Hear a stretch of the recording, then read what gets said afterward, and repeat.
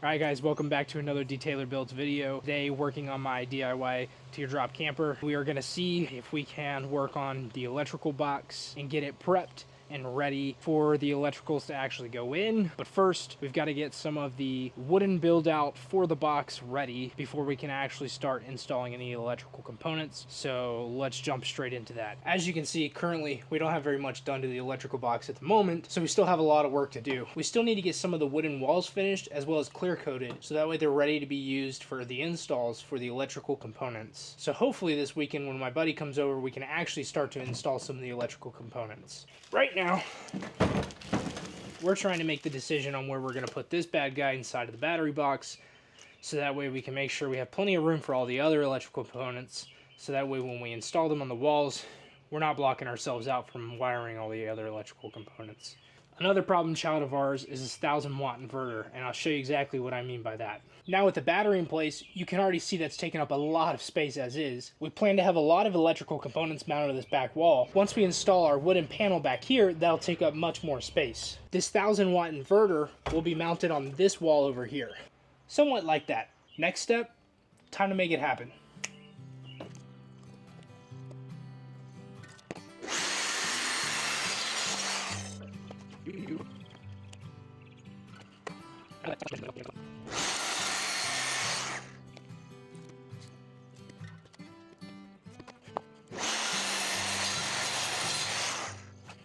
Alrighty, time for the test fit. Pretty good. It's not going to be beautiful, but she does what she needs to do.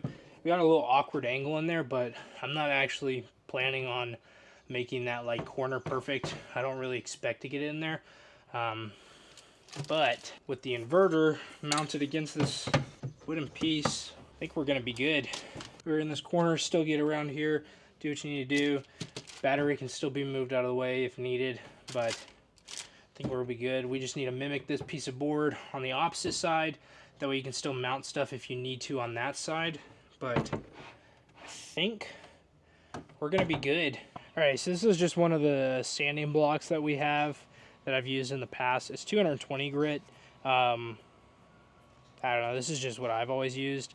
There's probably a better way to go about it, but I don't know.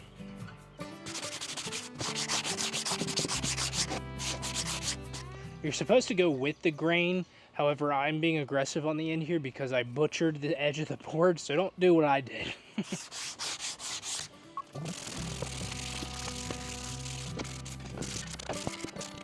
You can also see I was trying to clean up some of those edges that I really butchered up on the saw. So thankfully that'll be facing the back wall, so you're never even going to see that. This is going to be our cleaner side, so it won't even be a problem. You won't even see that.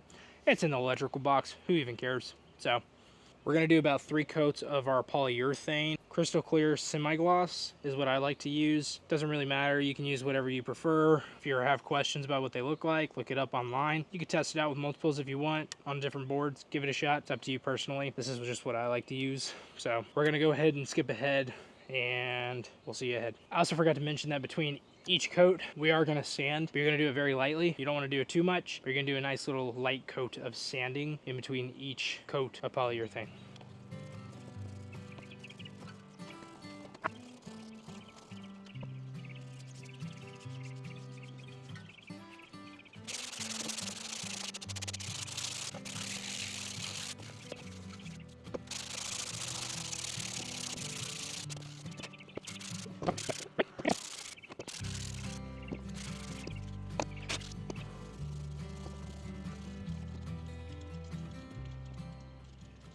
So this is now with the board finally finished up and clear coated. Obviously I don't have the inverter here at the moment. I've already packed it up, but we are a little bit limited on space. I'm not sure we're going to put a board on the other side quite yet. I think we're going to wait until Saturday once we start installing some components in here to decide if we want to add more onto that side or if we even need it to just save some space. It might not necessarily be necessary, so we might hold off on that, but for now I know we definitely need this so that way we can mount the inverter on this side, but we'll just have to see when it comes time for us to install those components. Thank you guys for checking in today.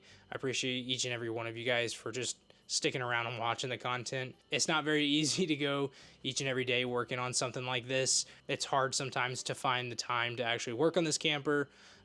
like tonight, just trying to find 2-ish hours just to work on just the small things like this little electrical box, as you've already seen. But hopefully this weekend we can get a little bit more work done. So if you enjoyed this content, like and follow, and let me know down in the comments what you want to see more of and what you want to see less of, and if you like what you see, and we'll see you guys on the flip side.